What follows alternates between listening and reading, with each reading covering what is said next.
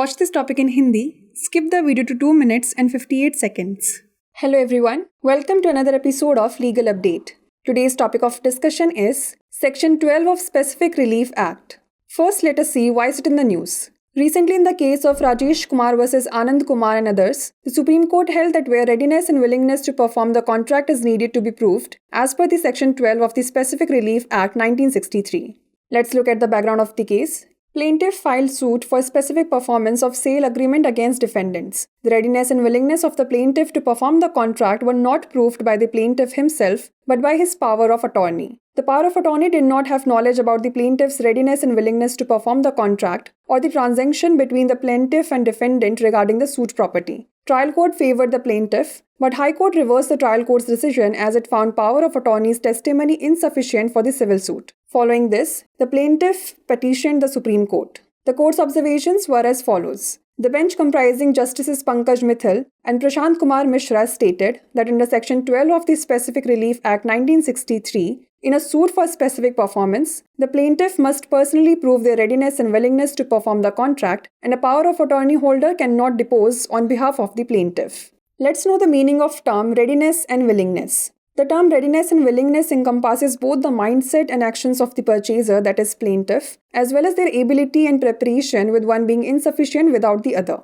Let's now discuss Section 12 of Specific Relief Act 1963. This section deals with the specific performance of a part of a contract. It states that unless the contract specifically provides otherwise, the court shall not compel a party to perform a specific part of the contract, which is distinct and separable from the rest of the contract. This means that if a contract involves several distinct and separate parts, and one of those parts is capable of being performed independently, the court may enforce a specific performance only with respect to those parts of the contract that are not distinct and separable. Section 12 of the Specific Relief Act 1963 provides discretion to the court to refuse a specific performance of a contract if it would be inequitable to enforce it. This discretion allows the court to consider various factors such as hardship, unfairness, or impracticality before ordering specific performance. This provision reflects the principle of equity and ensures that the remedy of a specific performance is granted judiciously, taking into account the circumstances of each case.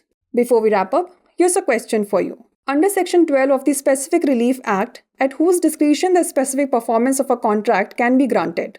Court, arbitrator, parties, or none of the above? Send the answer to this question in the comment section. Like, share and subscribe for more such content. नमस्कार, legal update programme में आपका स्वागत है। आज हमारी चर्चा का विषय है विशिष्ट राहत अधिनियम की धारा 12। सबसे पहले जान लेते हैं ये चर्चा में क्यों है। हाल ही में राजेश कुमार बनाम आनंद कुमार और अन्य के मामले में सुप्रीम कोर्ट ने माना कि जहां अनुबंध को पूरा करने के लिए तत्परता और इच्छा की आवश्यकता है, उसे विशिष्ट राहत अधिनियम 1963 की धारा 12 के अनुसार साबित किया जाना चाहिए। आइए जान लेते हैं मामले की पृष्ठभूमि। वादी ने प्रतिवादियों के खिलाफ बिक्री समझौते के विशिष्ट निष्पादन के लिए मुकदमा दायर किया। अनुबंध को पूरा करने के लिए वादी की तत्परता और इच्छा स्वयं वादी द्वारा नहीं, बल्कि उसकी पावर ऑफ अटॉर्नी द्वारा साबित की गई थी। पावर ऑफ अटॉर्नी ने वादी की तत्परता और मुकदमे की संपत्ति के संबंध में वादी और प्रतिवादी के बीच अनुबंध या लेन देन को निष्पादित करने की इच्छा के बारे में जानकारी नहीं थी। ट्रायल कोर्ट ने वादी का पक्ष लिया, लेकिन उच्च न्यायालय ने ट्रायल कोर्ट के फैसले को उलट दिया क्योंकि उसने पाया कि वकील की गवाही की शक्ति सिविल मुकदमे के लिए अपर्याप्त थी। इसके बाद वादी ने सुप्रीम कोर्ट में याचिका दायर की।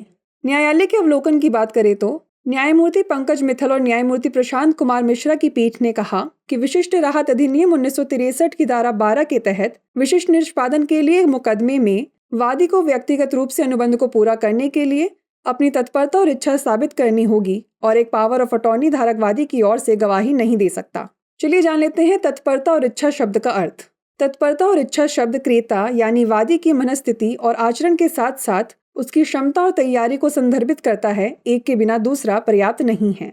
वहीं विशिष्ट राहत अधिनियम 1963 की धारा 12 की बात करें तो यह अनुभाग अनुबंध के भाग के विशिष्ट प्रदर्शन से संबंधित है।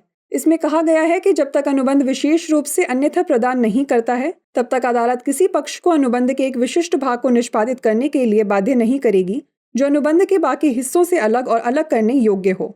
इसका मतलब यह है कि यदि किसी अनुबंध में कई विशिष्ट और अलग अलग हिस्से शामिल हैं और उनमें से एक हिस्सा स्वतंत्र रूप से निष्पादित करने में सक्षम है, तो अदालत केवल अनुबंध के उन हिस्सों के संबंध में विशिष्ट प्रदर्शन लागू कर सकती है जो अलग और अलग करने योग्य नहीं है।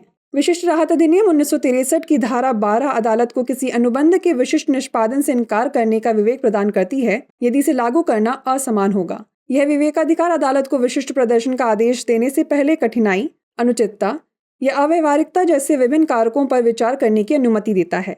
यह प्रावधान समानता के सिद्धांत को दर्शाता है और यह सुनिश्चित करता है कि प्रत्येक मामले की परिस्थितियों को ध्यान में रखते हुए विशिष्ट प्रदर्शन का उपाय विवेकपूर्ण तरीके से दिया जाता है। आइए अब नोट कर लेते हैं अभ्यास प्रश्न। विशिष्ट राहत अधिनियम की धारा 12 के तहत किसके विवेक पर किसी अनुबंध का विशिष्ट निष्पादन प्रदान किया जा सकता है? अदालत, जूरी, दलों या इनमें से कोई भी नहीं? इसका उत्तर हमें कमेंट सेक्शन में जरूर भेजिएगा। ऐसी और वीडियोस देखने के लिए लाइक, शेयर और सब्सक्राइब करना ना भूलें। धन्यवाद।